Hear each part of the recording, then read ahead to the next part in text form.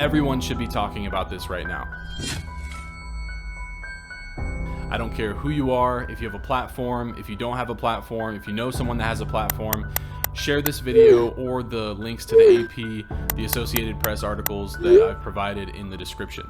This is a chief example of how we privilege religion in the United States, treating it with such enormous bias that it contradicts all reason. Just days ago, on April 7th of this year, the Arizona Supreme Court ruled that the Mormon Church and its clergy can withhold any and all information from courts of law and law enforcement if confessions of continued child rape are received in a religious setting. This is altogether distinct, of course, from reasonable protocols found in healthcare, counseling, and therapy, in which any confession of child abuse must be reported to proper authorities, and failure to do so may even result in legal repercussions. Religious groups are exempt from the Federal Child Abuse Prevention and Treatment Act, which normally requires these things to be reported.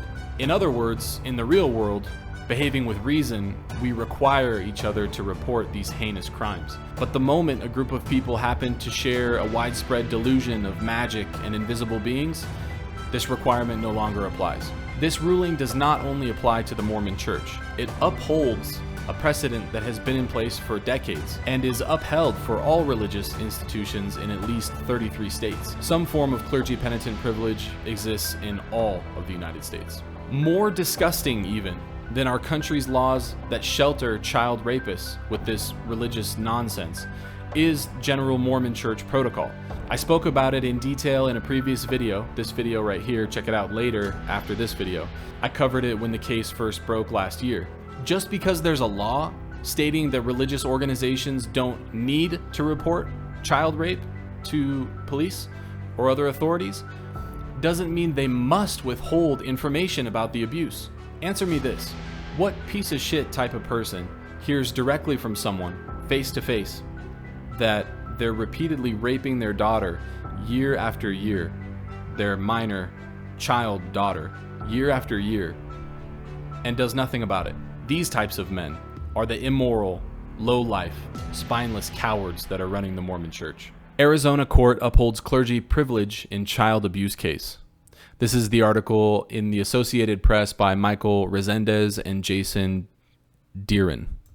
The Arizona Supreme Court has ruled that the Church of Jesus Christ of Latter-day Saints, the Mormon Church, the big one, the main one, can refuse to answer questions or turn over documents under a state law that exempts religious officials from having to report child abuse if they learn of the crime during a confessional setting.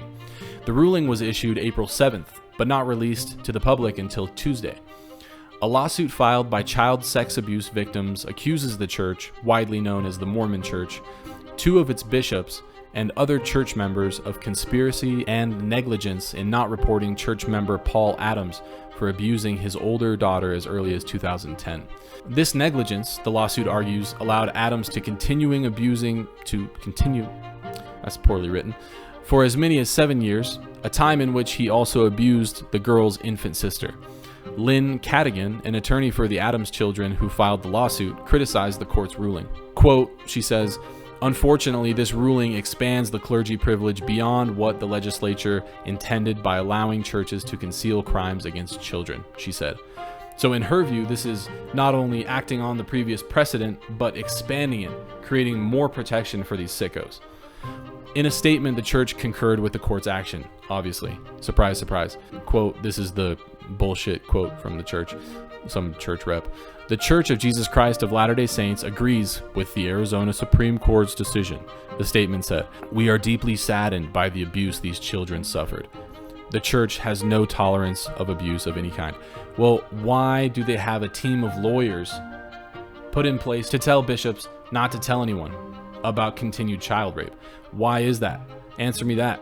It was this team of lawyers appointed by the church that told the bishops not to tell anyone in the first place. Adams has also posted videos of himself sexually abusing his daughters on the internet, boasted of the abuse on social media, and confessed to federal law enforcement agents who arrested him in 2017 with no help from the church.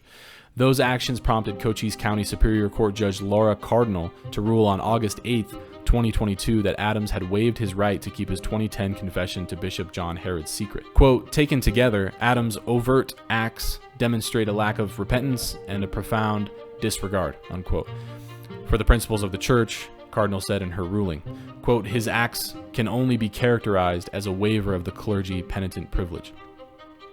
Clergy in Arizona, as in many other states, are required to report information about child sexual abuse or neglect to law enforcement or child welfare authorities. An exception to that law, known as the clergy penitent privilege, allows members of the clergy who learn of the abuse through spiritual confession to keep the information secret. The church has based its defense in the lawsuit on the privilege, asserting that Herod and a second bishop who learned of Adam's confession, Robert Kim Mousy, had no legal obligation to report him for abusing his older daughter and appealed Cardinal's ruling. On December 15th, the Arizona Court of Appeals ruled in favor of the church, saying it did not have to turn over disciplinary records for Adams. Yeah, you don't have to, but you still can. Unbelievable. For Adams, who was excommunicated in 2013. The appeals court also ruled that a church official who attended a church disciplinary hearing could refuse to answer questions from the plaintiff's attorneys during pretrial testimony based on the clergy penitent privilege. Lawyers representing the Adams girls and one of their brothers took the case to the Arizona Supreme Court, where they did not prevail, according to the April ruling. In an unusual move, Cadogan said attorneys for the three Adams children intended to file a motion asking the Supreme Court to reconsider its ruling. An Associated Press investigation of the clergy privilege shows it exists in 33 states and that the Mormon Church, often joined by the Catholic Church, Jehovah's Witnesses, and other faiths, have successfully lobbied against attempts to reform or eliminate it. This is a clear case, starkly and blatantly obvious, that religion gets in the way of men doing good. Had it not been for the team of lawyers that he was instructed to call and ask for help, what do I do about this? Help me. Had it not been for that, perhaps he would have fallen back on his reasoning and perhaps his good moral intuition, perhaps. And he would have told police, saving these small children years and years of trauma, and trauma that will continue throughout their lives, that perhaps they'll never get over. And the laws that have been put in place in many states of the country must take some of the blame. We shouldn't have laws exempting religious groups from reporting child rape. So things need to change.